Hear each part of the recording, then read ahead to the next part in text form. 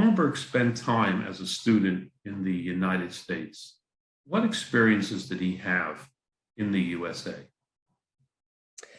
That was part of his grandfather's very peculiar education, because he wanted Raoul Wallenberg to be more international than his fellow friends, than the other young men in his generation.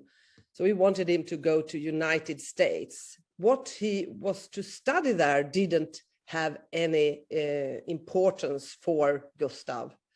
So what he wanted, I will quote the grandfather of Raoul Wallenberg, because what he wanted from this education in United States was that Raoul Wallenberg should, he didn't mind so much about the education, but, quote, the everyday life, social interaction with American youth, becoming educated into a well-organized fighter who under all circumstances remains aware that he should continue to make his way forward.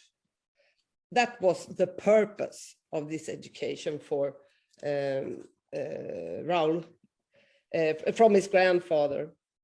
And Raoul himself, he was quite bored the first period in the United States.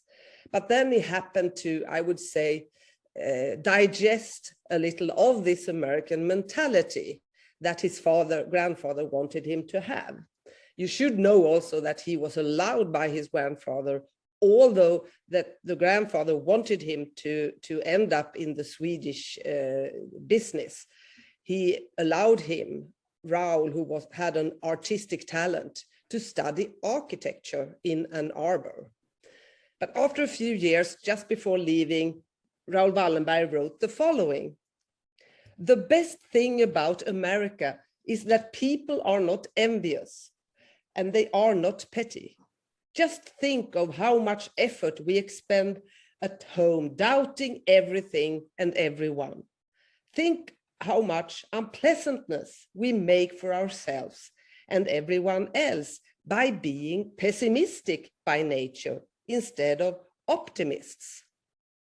And I think these are key features that he actually gathered, if you can say so, during his time in the United States.